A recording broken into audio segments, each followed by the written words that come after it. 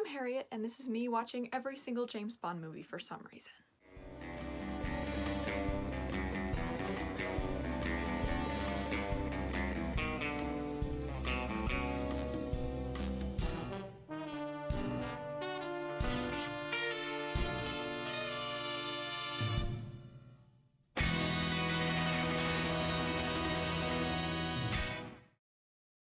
The MI6 agent Commander James Bond, aka 007, is a character created by Ian Fleming, a stupendous, racist, sexist, and homophobe, as well as British novelist. The Bond series has been made into 24 films between 1962 and 2015. I'm excluding the 2 that were not created by Eon Productions, which I am not currently planning on covering. When I was a kid, my dad and I watched all of Sean Connery's original James Bond movies, and as I've grown up, I've developed a strange fondness for them. I really enjoyed seeing the last 3 in theaters, and just over the years, I've realized that I have kind of a fascination for everything Bond. I love James Bond, problematic as he may be.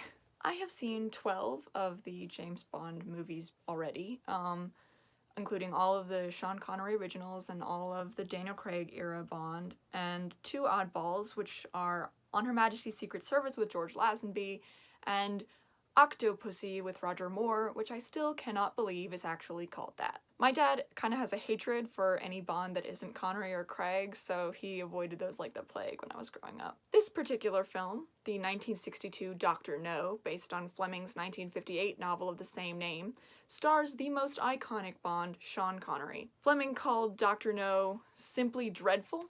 So let's talk about what I think. This movie, being the first, lacks a lot of the Bond-specific trademarks that we all know and love, like the Aston Martin and the movie-specific theme song, and it also takes more than 3/4 of the movie to hear "Shaken Not Stirred." But no worries, it still includes a lot of the much-loved traditions of Bond, like the gun barrel opening sequence and the blatant sexism. Bond appears with a series of shots leading up to the reveal of his beautiful face, leading with the Bond. James Bond that we all know and love. The woman he's beating, I think, at whatever card game they're playing, I have no idea, immediately falls in love with him enough that she breaks into his apartment and still sleeps with him even though he almost shoots her.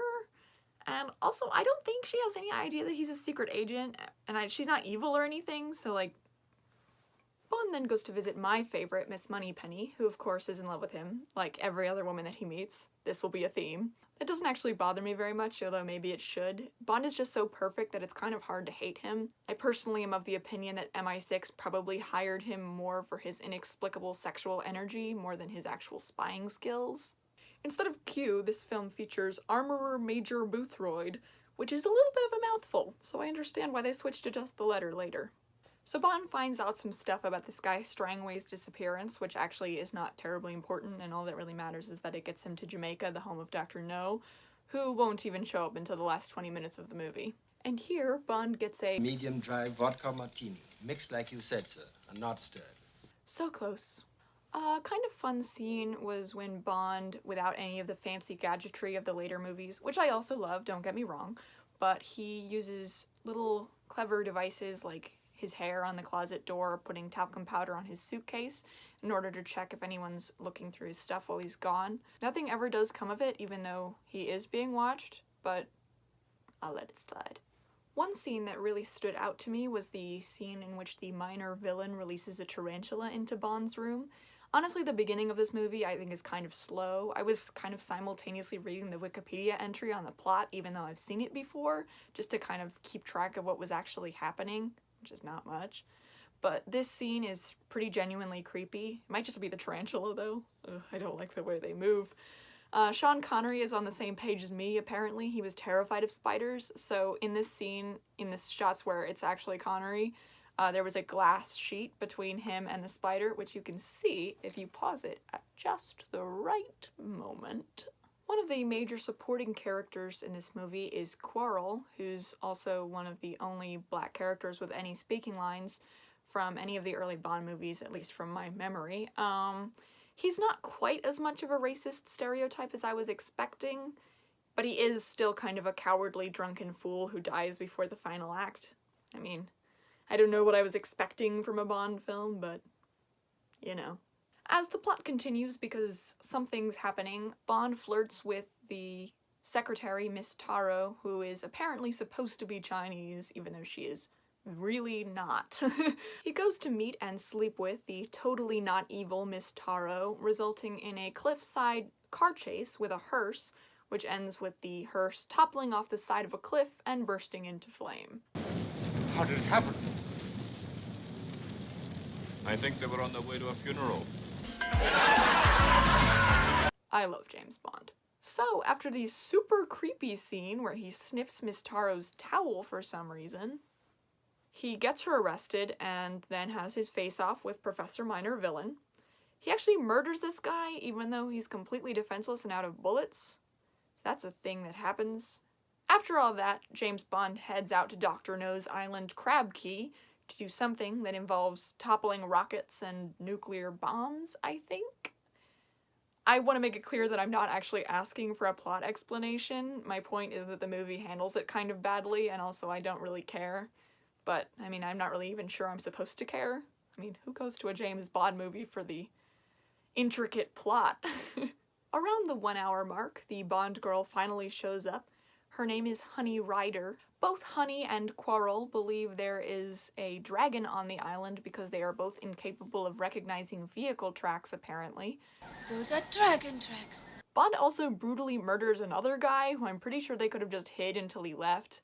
But, you know, he's got a license to kill, so who cares? Quarrel dies to the tank that anyone with half a brain could tell is not an actual dragon, Honey Rider.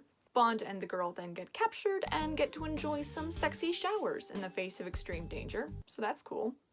The two are then drugged to knock them out for a few hours for no explicable reason, because they wake up in the same room and they're also totally fine. I'm thinking maybe Dr. No just wanted to kill some time before his dramatic entrance. Speaking of Dr. No, I actually like his character in this movie. I think the fact that he gets a couple ones over on Bond and beats up on him a fair amount makes him a more threatening villain, and the fact that they make you wait so long to see him really does kind of create this ominous presence. He would be even better if he was played by an actual Asian actor instead of Joseph Wiseman, who's not. You know, the character was apparently based on Fu Manchu, so I don't know why I was expecting better. Dr. No also makes the first film reference to Bond's big bad, Spectre, the ridiculously acronymed Special Executive for Counterintelligence, Terrorism, Revenge, and Extortion, which isn't forced at all, especially because two of the letters in the acronym are in the same word. Bond is actually quite beat up at this point and spends most of the end of the movie limping around bloodily, but that's okay. He still manages to overload the nuclear reactor and rescue Honey and, of course, push Dr. No into some radioactive slurry. The nuclear reactor explodes in a way that totally does not make half of Jamaica uninhabitable, and Bond and Honey get to spend some quality time on a boat. The end. And now for the super important category that I made up mostly to make fun of George Lazenby later in On Her Majesty's Secret Service, I will present the best and worst outfits of the film. For the best outfit, I am actually not going to go with the suit, because I'm going to figure that pretty much every Bond movie is going to contain the suit, and this one actually does have one other thing that I liked, which was this casual little blue capri number. As for the worst, I was kind of torn between two kind of faux Asian looks. One worn by Miss Taro and the other one worn by Honey, but I think I'm gonna have to give it to the pantsless version that Honey wears at the end of the film. Just really spectacular, that one. For James Bond, have to give it a 5 out of 5. Sean Connery just has so much effortless charm that he makes a mediocre movie much better just by being in it. For the Bond girl, gonna have to give this one a 2 out of 5. Honey Rider is dumb as a bag of rocks, even though she has a revenge plotline that is vaguely mentioned one time and never resolved. I'm pretty sure he killed my father. Just not a huge fan of this one. For the opening credits, I'm gonna give this one a 3 out of 5. The animation is interesting, if a bit weird, but it's a shame that there's no movie-specific song. Although, I'm never gonna say no to the John Barry Orchestra playing the James Bond theme. For the movie villain, I'm gonna give this one a 4 out of 5. I like Dr. No, I think he's suitably scary. I do think he would be better if he was played by an Asian actor. I know, it's a product of its time, but I live in the 21st century and I tend to judge by those standards. Overall, I'm going to give Dr. No a B+. It is an acceptable start to the franchise. It's overall an enjoyable movie. There's some pretty good scenes and lines, even though the beginning is pretty slow, and honestly, Sean Connery is just a joy to watch. Okay, thanks everybody. Hope you will enjoy this series, and please don't be too mean to me in the comments because I will cry.